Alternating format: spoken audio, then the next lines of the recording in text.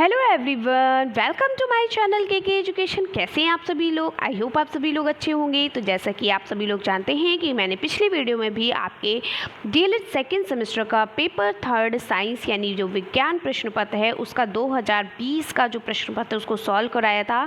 आज मैं आपको 2019 का अति लघु उत्तरीय प्रश्नों को सॉल्व कराने वाली हूँ। इस प्रश्न पत्र में जितने भी अति लघु उत्तरीय प्रश्न आए थे यानी 5 अति लघु उत्तरीय प्रश्न आते हैं उन्हीं को मैं सॉल्व कराने वाली हूँ।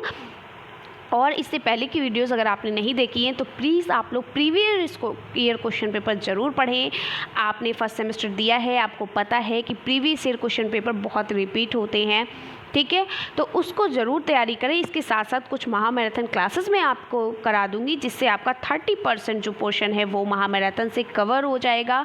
इसके साथ साथ 70% तो आप यहीं से ही कवर कर ले रहे हो, ठीक है।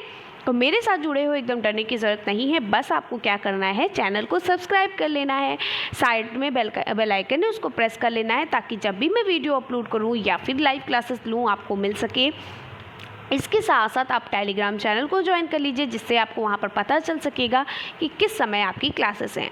तो चलिए बिना टाइम वेस्ट के शुरू करते हैं 2019 में पूछे गए अति लघु उत्तरीय प्रश्नों को। तो पहला प्रश्न आपका यहाँ पर है, देखिए, विटामिन डी का रासायनिक नाम लिखिए। इसकी कमी से शरीर में कौन कौन से रोग होते हैं? तो मैंने आपको बताया है कि जितने भी विटामिन हैं आपके, vitamin A, vitamin B, vitamin C, vitamin D, vitamin E और विटामिन के, इन सभी विटामिन्स के रासायनिक नेम आपको याद होने चाहिए। कैसे याद करने हैं? आप प्लेलिस्ट में जाइए, वहाँ पर जो मैंने क्लासेस कराई हैं साइंस की वो ज़रूर पढ़िएगा। उनको पढ़ना बिल्कुल भी मत भूलिएगा क्योंकि क्लासेस में भी मैंने बहुत ही जो इम्पॉर्टेंट क्वेश्चन हैं जो आपके प्रीवियस ईयर क्वेश्चन से रिलेटेड हैं और जो भी आपके क्वेश्चंस आएंगे वो सभी मैंने वहाँ पे कवर कराए हैं। इसके साथ साथ वहाँ पर आपको इसके रासायनिक नाम क्या हैं, इससे होने वाले रोग कौन से होते हैं, हम इससे होने वाले रोगों से कैसे, लक्षण को कैसे पहचानेंगे, सारी चीज़ें मैंने वहाँ पर कराई हैं, ठीक है। क्योंकि विटामिन से आपका क्वेश्चन ज़रूर बनता है, विटामिन से एक क्वेश्चन आपका कंपलसरी है, ठीक है। इसके साथ साथ मैंने आपको बताया था कि बेकिंग सोडा का रासायनिक सूत्र क्या होता है, फिटकरी का रासायनिक सूत्र क्या होता है, ठीक है, या एसिटिक एसिड का रासायनिक सूत्र क्या होता है। इस तरीके के जो रासायनिक सूत्र हैं या रासायनिक क्रियाएं हैं वो सभी आपकी ज़रूर पूछी जाती हैं। देखिए इसमें भी पूछी गई है। इसके साथ साथ यहाँ पर देखिए फिर से वही क्वेश्चन पूछा गया है और ये क्वेश्चन आपका 4th टाइम रिपीट हो रहा है। यानी मैंने एक बहुविकल्पी प्रश्न की मैंने 2016 से लेकर के 2022 तक के जितने भी बहुविकल्पी प्रश्न हैं यानी मल्टीपल चॉइस क्वेश्चन है उनको कराया है। वहाँ पर भी इस तरीके के प्रश्न बहुत पूछे गए हैं। जल में घुलनशील विटामिन और वसा में घुलनशील विटामिन के नाम बताइए, ठीक है। या फिर दे दिया जाएगा कि वसा में घुलनशील विटामिन कौन कौन से होते हैं, या फिर दे दिया जाएगा कि विटामिन ए, विटामिन बी कौन सा विटामिन है। तो यहाँ से एक क्वेश्चन ज़रूर बनता है, ठीक है। देखिए क्वेश्चन रिपीट भी किया है। उसके साथ साथ आपकी ऊर्जा से क्वेश्चन जरूर बनता है। कल के पेपर में आपका गतिज ऊर्जा से रिलेटेड क्वेश्चन आया था और आज आपका स्थितिज ऊर्जा से क्वेश्चन आया हुआ है, ठीक है। यानी गतिज ऊर्जा क्या है, स्थितिज ऊर्जा क्या है, ये सब बहुत पूछे जाती हैं। फिर कशोरुकी प्राणी के उत्सर्जीय अंगों के नाम, जो उत्सर्जीय अंग होते हैं उनके नाम पूछे गए हैं। फिर कार्य किसे कहते हैं, इनकी क्या इकाई है। तो चलिए इनको सभी को हम पढ़ते हैं। तो विटामिन डी का रासायनिक नाम लिखिए। इसकी कमी से शरीर में होने वाले रोगों को बताइए। तो विटामिन डी का जो रासायनिक नाम है वो क्या है? विटामिन डी का रासायनिक नाम होता है कैल्सीफेरॉल। क्या होता है? कैल्सीफेरॉल।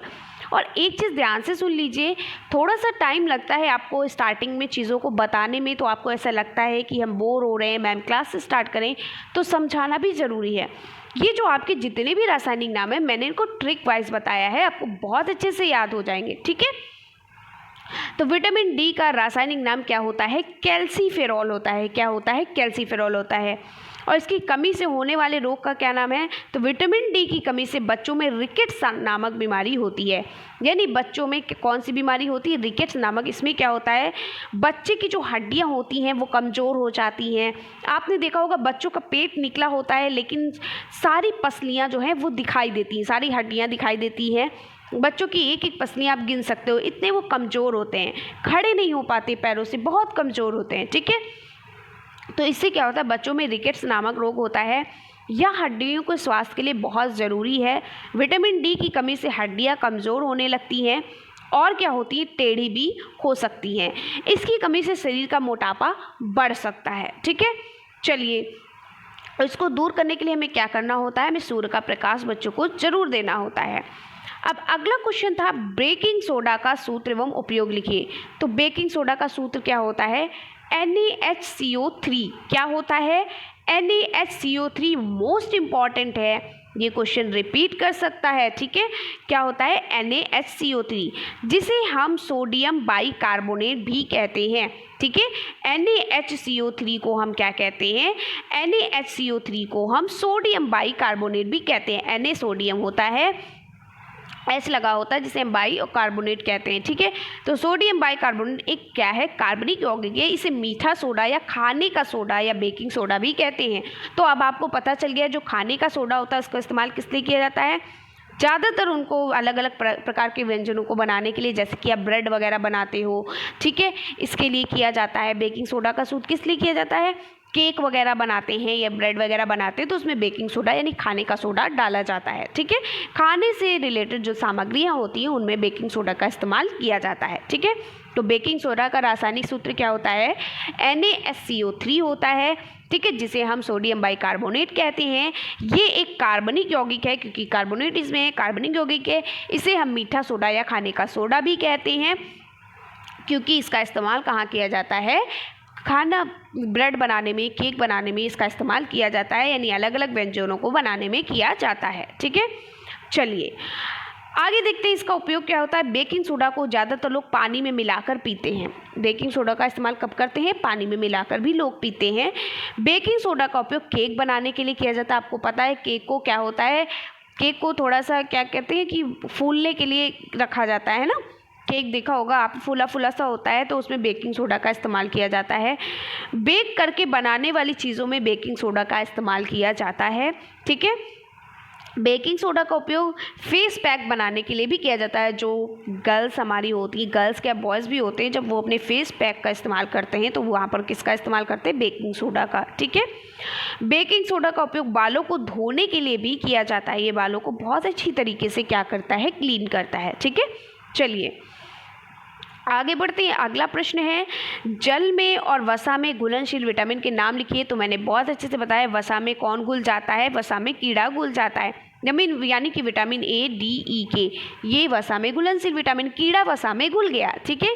क्या हो गया, कीड़ा वसा में घुल गया। तो विटामिन कीड़ा यानी vitamin A, D, E, K ये वसा में घुलनशील विटामिन है।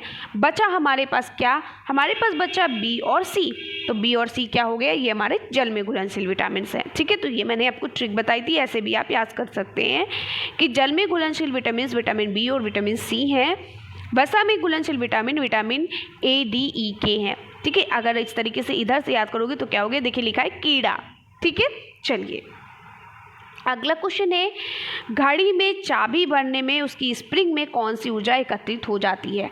आप जब घड़ी में चाबी भरते हो तो उस समय जो उसकी स्प्रिंग में कौन सी ऊर्जा एकत्रित हो जाती है, इकट्ठा हो जाती है, तो स्थितिज ऊर्जा क्या होती है, संचित हो जाती है, ठीक है।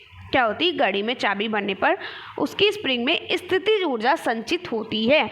याद रखने का, कौन सी ऊर्जा, स्थितिज ऊर्जा, ठीक है। चलिए एक्सप्लेनेशन कर देती हूँ। घड़ी की चाबी में संचित ऊर्जा स्थितिज ऊर्जा होती है जब किसी वस्तु में विशेष अवस्था या किसी स्थिति के कारण कार्य करने की क्षमता आ जाती है, तो उसे हम क्या कहते हैं, स्थितिज ऊर्जा कहते हैं। इसके अन्य उदाहरण भी है, जैसे बांध बनाकर इकट्ठा किए गए पानी की ऊर्जा, तनी हुई स्प्रिंग या कमानी की ऊर्जा, ठीक है, घड़ी में चाबी भरने की ऊर्जा, ये सभी क्या होती हैं, स्थितिज ऊर्जा होती हैं, ठीक है। तो ऊर्जा से एक क्वेश्चन जरूर बनता है। अब आपका अगला क्वेश्चन है, क्वेश्चन नंबर 10 है आपका, कशेरुकी प्राणी के उत्सर्जी अंगों के नाम लिखिए। तो कशेरुकी प्राणी कौन है, मनुष्य। मनुष्य क्या है, कशेरुकी प्राणी है। और इसका उत्सर्जी अंग कौन सा होता है, यानी उत्सर्जी अंग यानी जो अपशिष्ट पदार्थ होते हैं सॉरी, उत्सर्जी अंग का मतलब होता है कि शरीर का ऐसा पदार्थ जिसका जो क्या होते हैं, अपशिष्ट होते हैं, जो खराब होते हैं, जिनका कोई इस्तेमाल नहीं होता है, वे क्या कहलाते हैं, अपशिष्ट पदार्थ कहलाते हैं। जैसे तो उत्सर्जी अंग कौन कौन से हैं हमारे शरीर के, यकृत है, ठीक है, और क्या है, वृक्क है, जिसे हम क्या कहते हैं, यकृत हमारा लीवर हो गया, ठीक है, वृक्क है हमारा, त्वचा हो गई, त्वचा से क्या होता है, त्वचा से हमारे पसीना निकलता है, फेफड़ा हो गया, कार्बन डाइऑक्साइड यानी जो हमारी अपशिष्ट गैस है वो निकलती है, जिसका हमें इस्तेमाल नहीं करना होता है। बड़ी आंत में क्या होता है, बड़ी आंत में आपका मल जो होता है वो एकत्रित होता है। ठीक है, समझ में आ गया। वृक्क में आपका क्या होता है, मूत्र जो होता है। ठीक है, इस तरीके से। तो उत्सर्जी अंग जो हमारे शरीर के जो उत्सर्जी अंग वो कौन कौन से हैं, यकृत है, वृक्क है, त्वचा है, फेफड़ा है, बड़ी आंत, ये सभी क्या है, हमारे अपशिष्ट पदार्थ को हमारे शरीर से बाहर करते हैं। ऐसे अंग जो हमारे शरीर के अपशिष्ट पदार्थ यानी कि जो खराब पदार्थ हैं उनको बाहर निकालते हैं, बाहर निकाल फेंक देते हैं, वो क्या कहलाते हैं, उत्सर्जी अंग कहलाते हैं। ठीक है, चलिए आगे बढ़ते हैं। कार्य किसे कहते हैं, इसकी इकाई लिखिए। तो कार्य किसे कहते हैं, किसी वस्तु पर बल लगाकर उस वस्तु को बल की दिशा में विस्थापित करने की प्रक्रिया को कार्य कहते हैं। आप किसी भी वस्तु को उस पर थोड़ा सा फोर्स लगा करके, बल लगा करके उस वस्तु की दिशा को क्या कर देते हो, बदल देते हो। यानी जो वस्तु जहाँ पर, मान लो कि ये हमारा एक, मान लो कि ये डस्टर रखा हुआ है। ठीक है इस डस्टर को हमें इस स्थान से इस स्थान ले जाना है।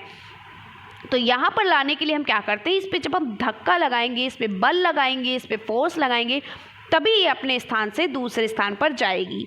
खिसकेगी अपने स्थान से दूसरे स्थान से। तो इसी को हम क्या कहते हैं, कार्य कहते हैं। तो किसी वस्तु पर बल लगाकर उस वस्तु को बल की दिशा में विस्थापित करने की प्रक्रिया को कार्य कहते हैं। ठीक है, चलिए इसे W से प्रदर्शित करते हैं। मतलब कार्य को हम इंग्लिश में क्या कहते हैं, वर्ग कहते हैं। इसलिए हम इसे किससे प्रदर्शित करते हैं, W से प्रदर्शित। ठीक है, हम इसे W से प्रदर्शित करते हैं। अब हम देखते हैं कि कार्य के मान में वस्तु की दिशा ज्ञात नहीं होती है, इसलिए कार्य एक अदिश राशि है। ठीक है, कार्य के लिए महत्वपूर्ण शर्त यही है कि वस्तु में विस्थापन होना चाहिए, तभी कार्य होगा। अगर वस्तु में विस्थापन नहीं होगा, वस्तु एक स्थान से दूसरे स्थान पर नहीं जाएगी, तो वो कार्य नहीं माना जाएगा। आप किसी चीज़ में कार्य कर रहे हो, आप उस पर फोर्स कर रहे हो, उस वस्तु को एक स्थान से दूसरे स्थान ले जा रहे हो, तो जब वस्तु एक स्थान से दूसरे स्थान जाएगी नहीं, उसका विस्थापन ही नहीं होगा, तो फिर कार्य कैसा। ठीक है, और एक चीज़ यहाँ पर इम्पॉर्टेंट ये है कि ये चीज़ बहुत पूछी जाती है, इसलिए मैंने यहाँ पर इसको मेंशन कर दिया है। मैंने स्पेशली यहाँ पर किया है जानबूझ करके। आप लिखोगे तो आपको नंबर भी मिलेंगे, नहीं लिखोगे तो भी कोई फ़र्क नहीं पड़ता, लेकिन ये पूछा जाता है, इसलिए मैंने यहीं पे लिख दिया है, ताकि आपसे कभी पूछा जाए तो आप कंफ्यूज ना हो, आपको कहीं अलग से जाकर ना पढ़ना पड़े। तो कार्य कैसी राशि है, कार्य एक अदिश राशि, जो बहुत बार पूछा गया है। ठीक है, चलिए अब पूछा गया था कि कार्य की इकाई लिखिए। तो कार्य का मात्रक क्या होता है, या इसकी इकाई क्या होती है, जूल होती है। क्या होता है, जूल होता है। ठीक है, चलिए तो कैसी लगी वीडियो कमेंट्स में ज़रूर बताइएगा। मैं इसलिए एक एक पार्ट लेकर आ रही हूँ। कल मैं आपको 2018 का पेपर सॉल्व कराऊंगी, इसलिए मैं एक एक पार्ट लेकर आ रही हूँ, क्योंकि आप एक दिन में एक पेपर के अतिलघुत्तरी प्रश्नों को पढ़ डालें, फिर अगले दिन बहुविकल्पी को पढ़ डालें। इस तरीके से मैं छोटे छोटे पार्ट को ला रही हूँ, और साथ ही साथ मेरी थोड़ी सी तबीयत भी नहीं ठीक है, तो आपका लॉस भी ना हो और आपकी चीज़ें कवर भी हो जाए। ठीक है, तो कैसी लगी वीडियो कमेंट्स में ज़रूर बताइएगा। आप लोग बहुत सारा प्यार देते हो, बहुत बहुत धन्यवाद। मैं इतने दिन नहीं आई, फिर भी आप लोगों ने बहुत सारा प्यार दिया, बहुत सपोर्ट किया। मुझे लगा कि मैं नहीं आई, फिर भी आप लोग मेरे साथ हो, बहुत बहुत धन्यवाद इस बात के लिए। बहुत खुश हूँ मैं कि आप लोगों ने साथ दिया। ठीक है, तो चलिए मिलते हैं इसी तरीके से नेक्स्ट वीडियो में। अगर आप चैनल पर नए हो तो सब्सक्राइब कर लो, शेयर करो वीडियो को ज़्यादा से ज़्यादा, क्योंकि जो फर्स्ट सेमेस्टर में मेरे साथ प्रशिक्षु नहीं जुड़े थे, वो बहुत लास्ट में जब वो जुड़े तो उन्हें बहुत पछतावा हुआ कि मैम की वीडियो मैंने नहीं देखी, अगर देख ली होती तो मैं भी बहुत अच्छे नंबर से पास हो जाती। तो ऐसे बच्चे, ऐसे स्टूडेंट हमारे साथ जो जुड़ना चाहते हैं वो ना छूटें। तो आप लोग शेयर करिए वीडियो को, ताकि सभी के पास वीडियो पहुंच सके, और वीडियो को लाइक करना बिल्कुल भी मत भूलिएगा। हमेशा की तरह मिलते हैं इसी तरीके से नेक्स्ट वीडियो में। तब तक के लिए बाय बाय, टेक केयर।